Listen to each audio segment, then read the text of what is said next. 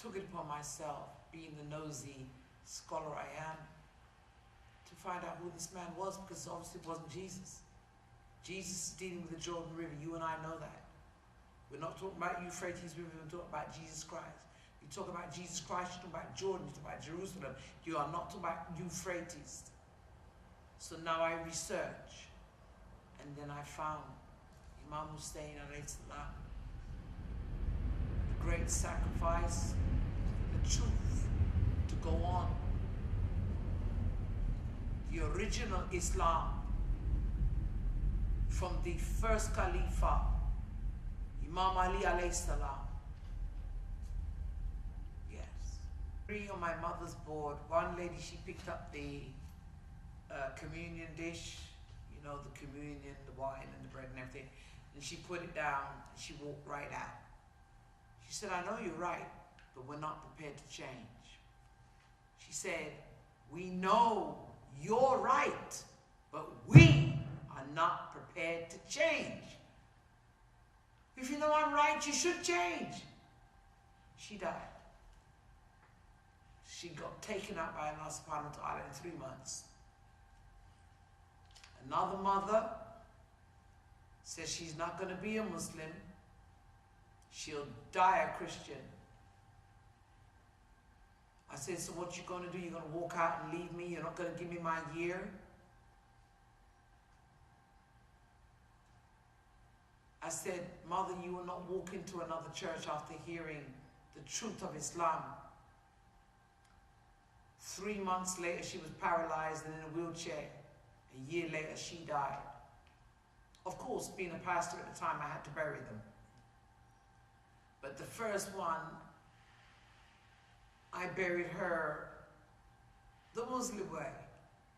Because in the last days, when my missionary, my head missionary was ministering to her what I was trying to say, how Islam and Christianity actually connects. She said, this is what the pastor was trying to tell us? And the daughter said, yes. She said, oh my God, I've made a mistake. And she died. So I gave her a Muslim send-off at least. Because at least she realized, and I had learned by coming to Syed Mustafa Kaswini Center, that even if a person is drowning in the sea and their last breath, they cry to Allah or salawat or something, Allah subhanahu wa ta'ala have mercy. So 3 of them died. A few of them walked out, and we got crushed down to 25. But I said, if nobody comes, I still have to go. Because I found the truth. If you don't want to listen, then I am Noah. I'll build my own ark by myself. The conviction was that great. It was too great to say, okay, I'm going to be a bishop, make lots of money, have churches everywhere. No, I'd be the first one going to hell. No. When I read the Quran 3 times and read 50 books in 1 month to try and find what's going on here, there was no way. I fell on my knees. You asked me earlier on about my shahada.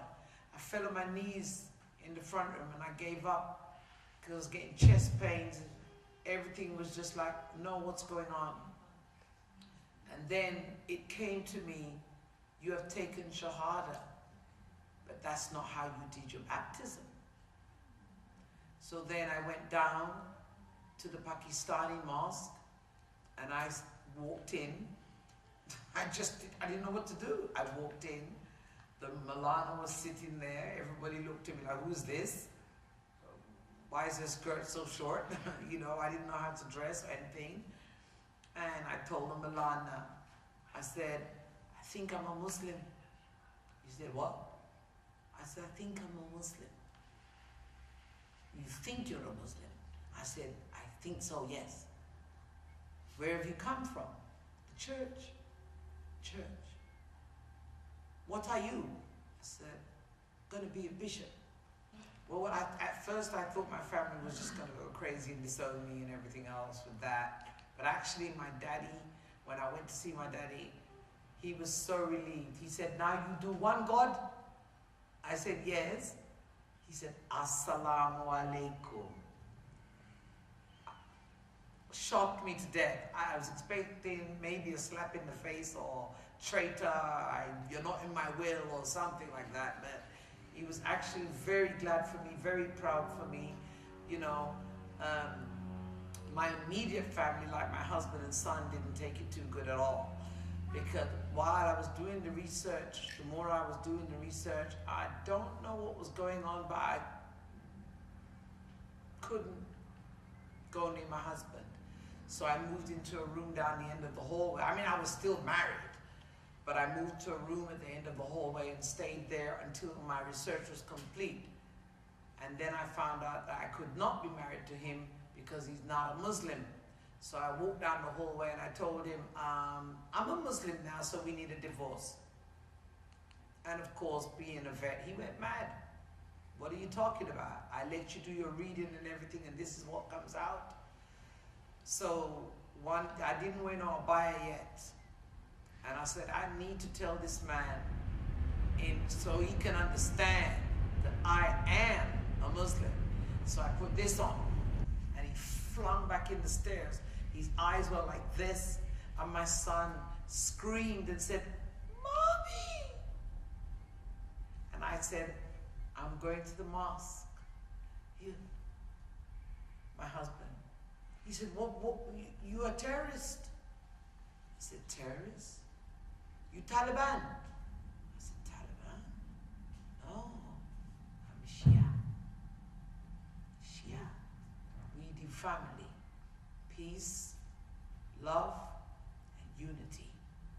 That's what we stand for, Shia. The example we have is the Ahlul Bayt. Muhammad Rasulullah, peace be upon him, and all his family. And his grandson, one was picked to be the sacrifice for the religion to exist.